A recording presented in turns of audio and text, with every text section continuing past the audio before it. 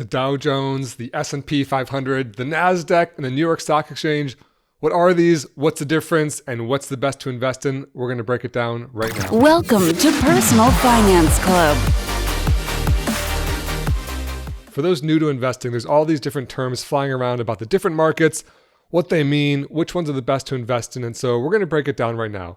And at its core, the stock market is just made up of a bunch of companies. Thousands of companies. In the US, there's about 5,000 or so publicly traded companies. And the way I like to envision them is to line them up all in one gigantic line, sorted from the biggest to the smallest. So you can imagine that each bar here is one publicly traded company, with the biggest one being way over there and the smallest one being right over here, sorted by the size, also called the market cap or market capitalization.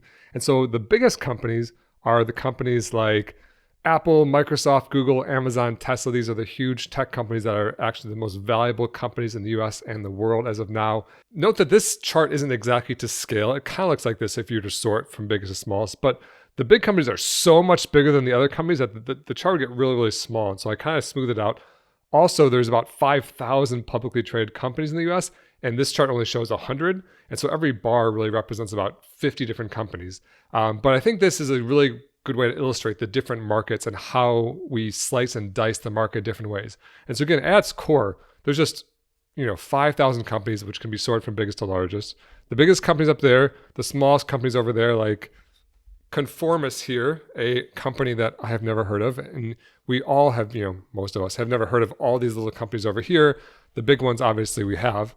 And so one way to slice and dice the markets is to look at them by cap size or market capitalization. And so you might have heard of large cap stocks. Large cap stocks are the biggest companies. Those are the biggest, largest capitalization stocks. And so you can see they're highlighted right over there. And so those companies like Microsoft, Amazon, Google, basically anything with over $10 billion of market cap or over $10 billion in value, those are large cap stocks. On the flip side, of course, is the small cap stocks, like all these little guys over here. And this is kind of the long tail of the stock market. There might only be, several hundred large cap stocks, but there might be several thousand small cap stocks. But the large cap stocks, their total value easily outweighs the small cap stocks. So you can think of this as like the volume. And like I said, this isn't quite to scale. Those biggest companies over there would be much, much taller because they're so much more valuable than the small companies. And so when you're investing in only large cap stocks, you're essentially buying most of the entire stock market, even though the number of stocks might be relatively small. This is small cap stocks. And so the next question is, okay, so what's the Dow Jones? If all the companies is this entire bar chart here, and we've got large cap and small cap, what's the Dow Jones? Well, the Dow Jones looks like this. It's basically just 30 companies of 5,000 companies that are publicly traded. The Dow Jones literally tracks just 30. In fact, these are the 30 companies that you can see scrolling on your screen right now. The reason this is more of a historical reason. Back in the day, before computers and the internet, it was very hard to kind of keep track of how the economy was doing. And so this company called Dow Jones basically started a list, with pencil and paper and adding it up individually and added up the share price of these 30 kind of bellwether stocks, these 30 typical companies of the US, to track those over time to get an idea of how the total economy is doing. And the idea was, well, if we can track 30 kind of representative stocks of the whole economy, we'll have a good sense of what the whole economy is doing. And at the time, that was a pretty good logic. Statistically follows that, unless those 30 were really strange outliers, whatever those 30 are doing, the whole economy is likely to be doing. But today, it doesn't really make sense. Like, why do we only track 30? And the way that they track the Dow Jones, that number that you hear, like, oh, the Dow is up 100 points today, it's essentially just adding up the share price of those companies, but doesn't actually take into account this market cap issue. Like, if a small company in that list goes up by 5 points or a big company in that list goes up by 5 points, either way, it has the same impact on the Dow Jones average, that number, but that doesn't really make sense because it doesn't have the same impact on the total economy. And so, with the 5,000 stocks you see here, I just hit my microphone. With the 5,000 stocks you see here, that little one highlighted bar represents only 30. In fact, it would be even less than that. So it's kind of crazy to look at that number and garner from it what's really happening in the stock market. So enter the S&P 500. fast forward a little bit in time there, the S&P 500 is essentially the list of the 500 largest companies in the US. And so now time has progressed. We realize that maybe the 30 stocks wasn't a good way to do it. And so the S&P 500 looks at the 500 stocks. And this is a better metric, I think, because this tracks, obviously more than 10 times more stocks and essentially the 500 biggest stocks. And it's also a really oft-quoted metric because this data still goes back a long time, like back to the 50s. So we have 70 years or so of S&P 500 data. And it still is a fantastic way to invest. So if you were buying the S&P 500, you're essentially getting about 80% of the value of the total US stock market. So if the total US stock market is this entire bar chart, the S&P 500 is just those top 500 to the 5,000. It's only about 10% of the stocks, but it's about 80% of the value because those stocks are so big and so valuable. Okay, so if that's the S&P 500, what's the Nasdaq? Well, this is the Nasdaq. The Nasdaq itself is actually a marketplace where these stocks are traded. Back in the day, before computers, you could think of it as a physical building. In fact, there is a physical Nasdaq building in New York where you would go and you would wave white pieces of paper over your head to trade individual stocks. Now, Nasdaq essentially runs the computers that all those stocks are traded on. But the Nasdaq represents about half or so of the publicly traded companies in the US, about 2,500 or so. And which stocks those are, it's just random. It's not all the biggest ones, it's not all the smallest ones.